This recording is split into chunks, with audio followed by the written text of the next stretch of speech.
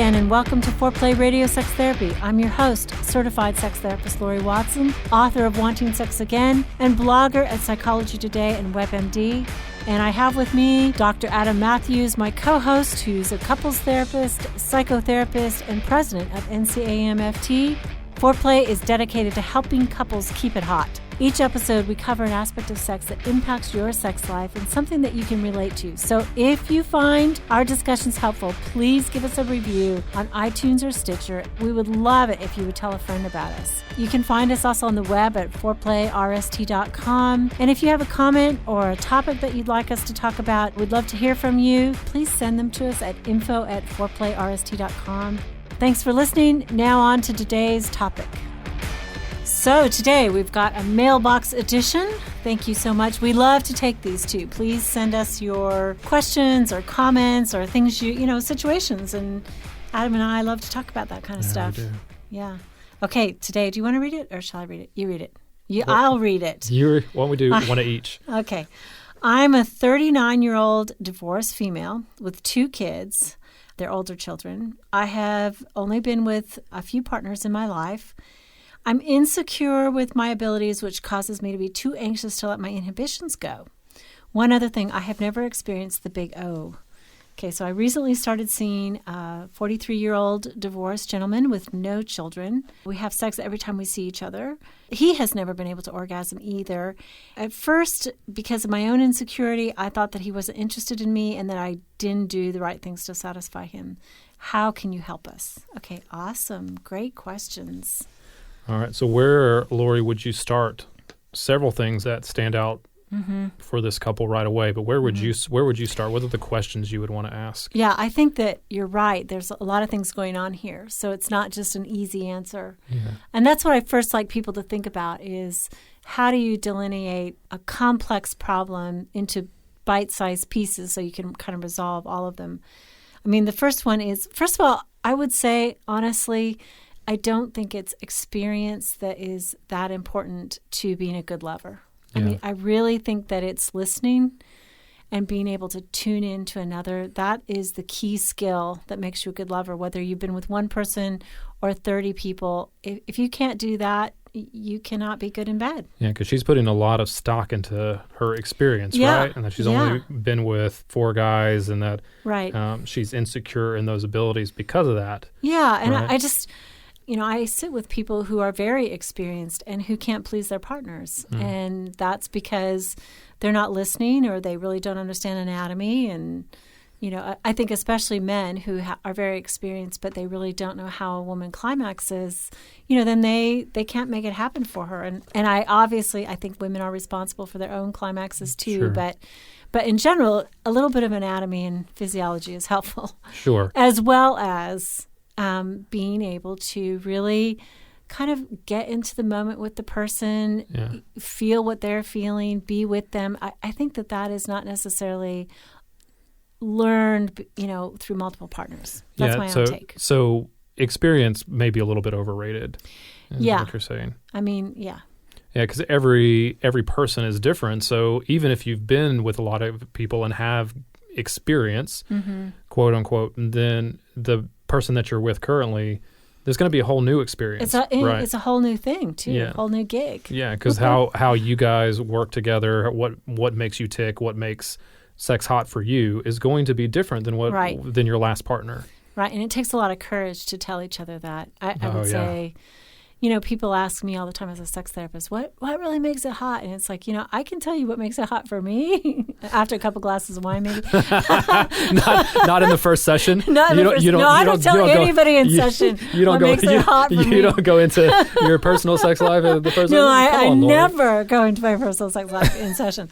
But I mean, for them, what makes it hot is they have to be able to have courage to talk about that, to reveal that part of themselves. And that is the erotic self, right? Being unashamed of the erotic self. So that's the first thing. Being connected to that. Yeah. I think the other thing that I was thinking about was, this may be a little bit off for this couple, but I feel like it's relevant because she's experienced. Do you encourage people to talk about their experiences with their previous partners? That's a good question. I mean, I can't imagine personally that wouldn't be important.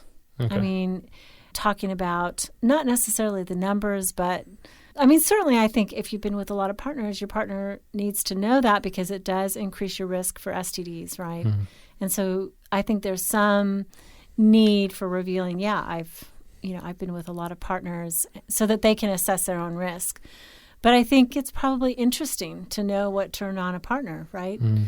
I think people could find that sexy and could find that arousing to kind of hear about that. I think other people that I've worked with find that that's really scary and threatening, and it's like, oh, great, you got really turned on by this person, and then it invokes this jealousy. So I think you have to be sensitive to your partner. Whether there's insecurity there.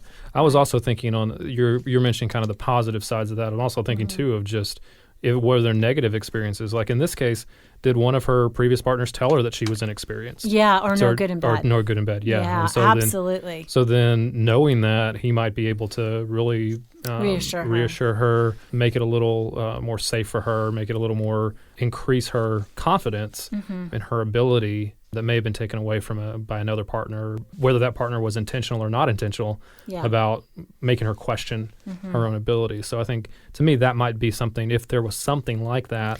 About certainly trauma from our past, sexual trauma needs to be revealed. Yeah, but it might be beneficial for this woman in particular, because if it feeds into insecurities for her, getting it out there and them being able to talk about it might be beneficial for her. Right. Yeah. Good point. I had a patient this week, too, as well, who was really insecure, a female patient, just about her ability to touch and arouse her guy.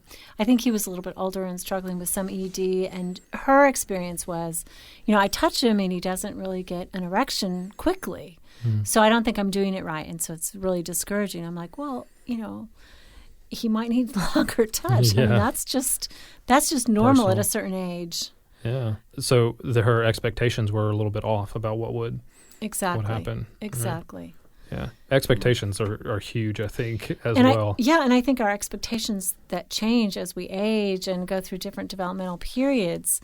I mean, the family, right, with young children, 3 small babies. Yeah, that's right. Y'all are having sex like 6 times a week, right? Yes, exactly. That's totally true. Okay. Yeah. I mean, developmentally, there's just so much energy to go around at different phases in our life. And I think as we age, there are certain things that change. And I think people want to have the experience that they had when they were young all the time. Yeah. And they think that's normal, and it's not, of course. Yeah.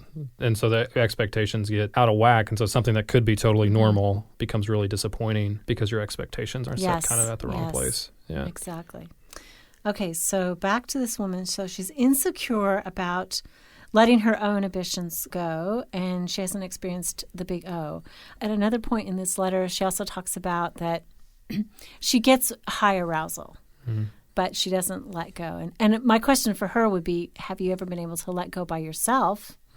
Because a lot of people say, I can't have an orgasm, and what they mean is, I can't have it in the presence of my partner, or I can't have it with intercourse. So I don't know yet here if she means I can't have it with intercourse, which we talk over and over again about most women can't. Right. 15% of women can, but most can't. So the question is whether she's ever experienced it at all by herself with other people, or with her current partner, just so to know where it's happening, right? Yeah, and if she truly is anorgasmic, so she's never had an orgasm herself, I do think kind of the optimal way to learn that is by yourself, because there's not as much pressure. Yeah. Your partner won't be disappointed. You can kind of learn your body, although learning your body is a different touch than somebody touching you, because it's a little like trying to tickle yourself. I mean, masturbation can be really stimulating, but it might not be. And that's one of the things I hear women report, which I think is different than a male experience. But women say, I don't feel as aroused when I touch myself as when my partner touches me. It's like, well, yeah, because it's a whole different thing. Yeah. So, but here, though, when she's saying she has trouble letting her inhibitions go, would that lead you more toward she possibly can have an orgasm, but by herself, and the inhibitions with her partner are she feels like she needs to be in control. Yeah. I think when most people orgasm too, they are out of control for a minute, right? Their face contorts grimaces. Their body can stiffen. I think women really worry about being attractive. Like, gosh, if I'm squinching up my face, what does he think of that? He's going to think I look ugly, or they can't let go. They try to control it all, and then they don't just go with what their body's doing. Yeah, and that's another reason why you go toward, can they have one by themselves? Because then that's knowledge of what your body's doing, the ability to respond, to your body's cues. Yeah, and just to ride the wave. Yeah, okay. And I think there's other reasons women feel out of control. She hasn't said really how long she's been with her partner here. It sounds like it's a relatively new relationship, and so maybe with a partner of a longer time, she has less difficulty with control, but in the beginning, she controls it. Yeah. So, but she says, I've never experienced the big O. So, of course, for her, we want you to try by yourself. As a woman, you have to click on to erotic thoughts. You can't just stimulate yourself and think you're going to reach orgasm. You have to have some sort of imagination going on, imagining maybe the next time you're with him or the last time you were with him or something, so that you have mind content that is sexy. Does that bleed over then into sex with her partner? Is she able to use those kind of whatever she's clicking onto mentally to then use that as a cue to be able to relax? Exactly. I think a lot of women use fantasy, as do men, to kind of heighten arousal, and definitely maybe another podcast to talk about how they do that. But certainly if she can find a favorite thought or a favorite scenario that makes her aroused, that's a good thing to dwell on. Yeah. And use a vibrator. That's another good thing to try. Get there just quicker. Getting help in any way you can to figure out how to do that. Yeah, first one, you got to have the first one. And then after that, it's easy. Gotcha. But once you have one, you're good. So you're listening to Foreplay Radio Sex Therapy with your sex therapist, Laurie Watson, and author of Wanting Sex Again, and our couples therapist, Dr. Adam Mathews. We'll be right back.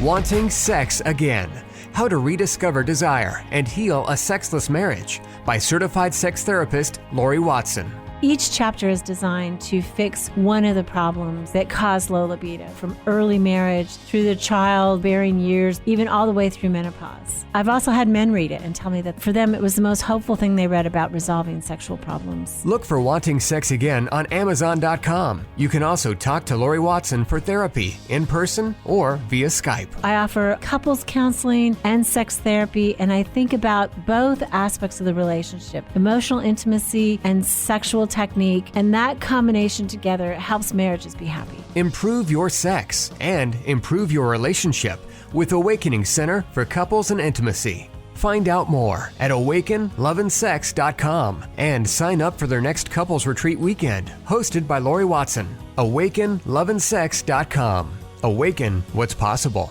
It is one of my great joys in life to be able to really help individuals and couples find strength in their relationships and really find hope again. Licensed marriage and family therapist, Dr. Adam Mathews from Mathews Counseling. I work with a wide variety of issues, including depression and anxiety, marital issues, issues with adolescence. I believe that therapy should be designed around you, that it should be personalized to who you are and to your unique situation. Therapy is available in office, online, and by phone. I want therapy to be comfortable for everyone. At our office, you'll find that we sit around a fireplace in deep, comfortable chairs, look at the problem differently, and offer practical solutions for you to take home and utilize outside of the therapy room. Schedule today and rediscover hope. You can find me on the web at mathewscounseling.net, Mathews with 1 T. You can contact us through email or phone and find a lot of resources on our website, mathewscounseling.net.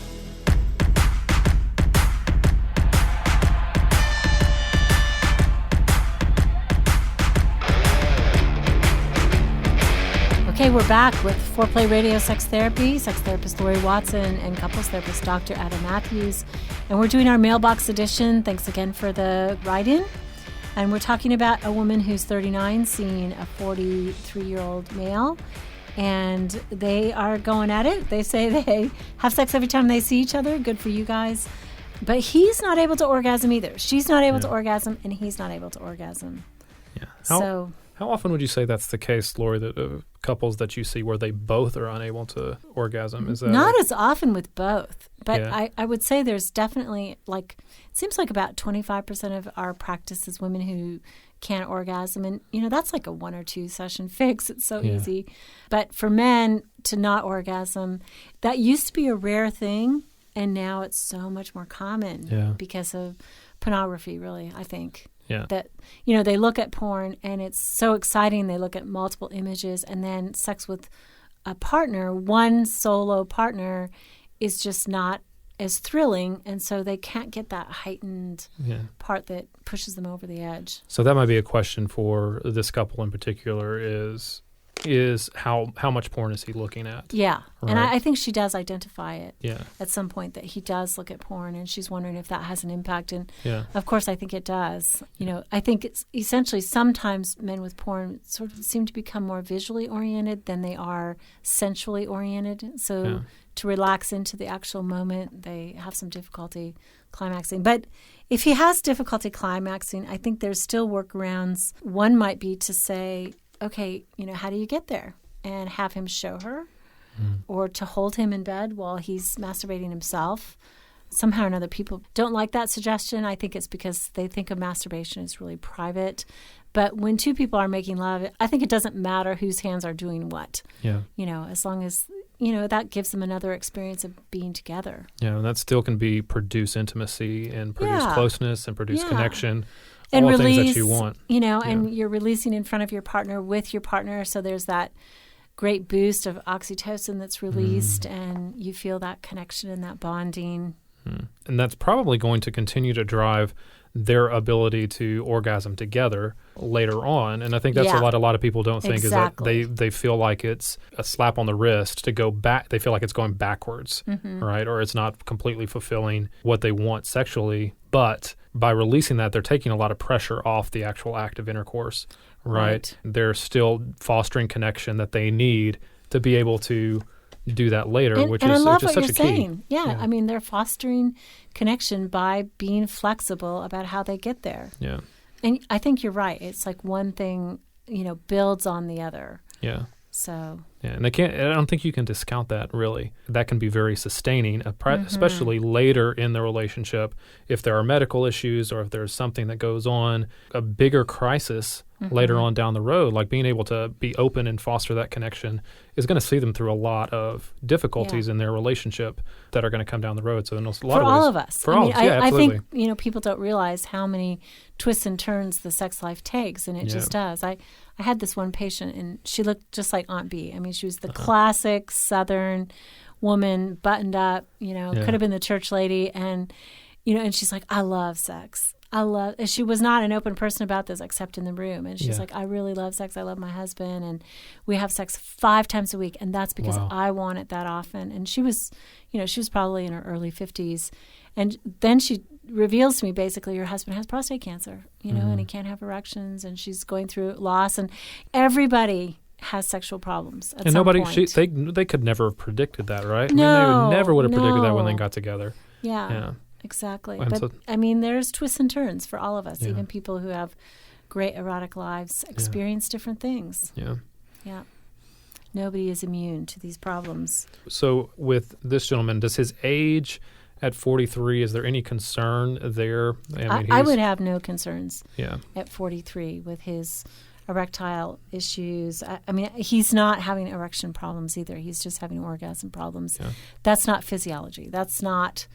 I don't see it as that, especially at 43, and given that I know he uses porn, it's not that. Very, very, very seldom would an ejaculation problem be physiological, like, a tumor or a kidney stone or, something that would actually block an erection. But there would probably be other things associated with that. You would see other symptoms. Like pain and blood in the urine, all those kinds of things. Of course, you want to go straight to the doctor.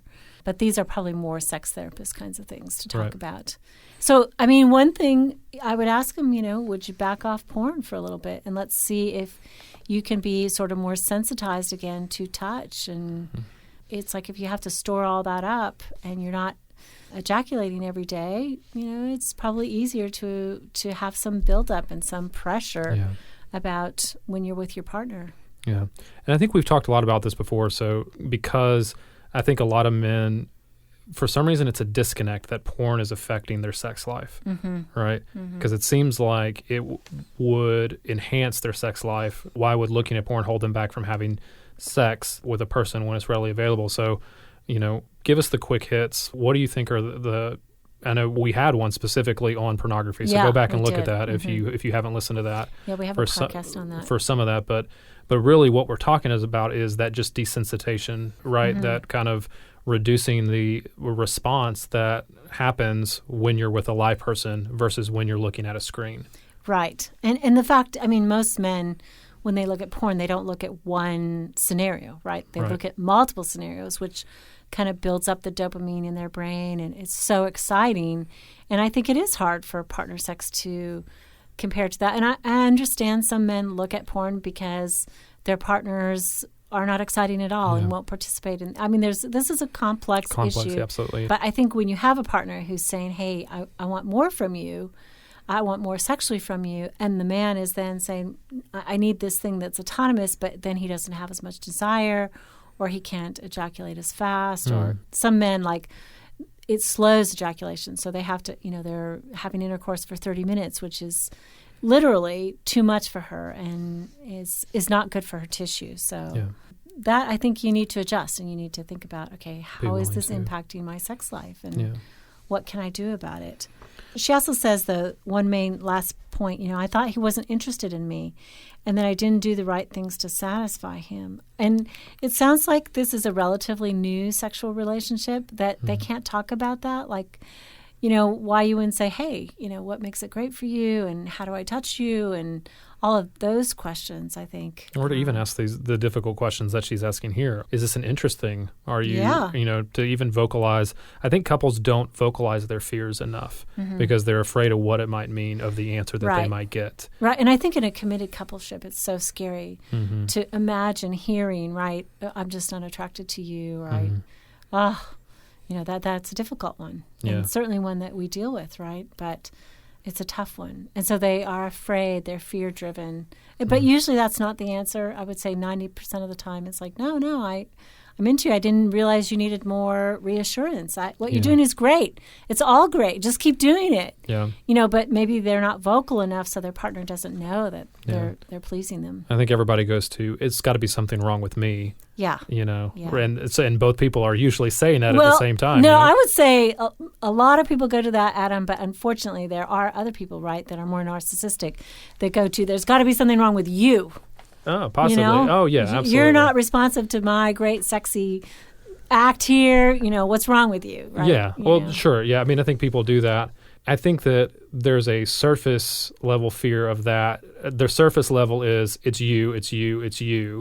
And then, but a lot of times when we dig a little bit, there's a root fear. I think more is what I mean, that there's a root fear. Even in narcissism, the root is the fragile self, That's right? That if I stop blaming you, it's going to turn around that I'm actually inadequate. So, best defense is a good offense kind of strategy that they have, right? But I think we say both, vocalizing those, especially when it's going to build trust, it's going to build intimacy, and it's going to allow you to kind of move forward and know maybe it's something super simple that's the fix particularly for this issue, if you were able to kind of vocalize some of that stuff. And I remember specifically treating a man who could not climax with his girlfriend. And actually, after they married and they'd been together for a few years, she was totally calm about it. She's like, whoa, how can you climax? Well, let's do that.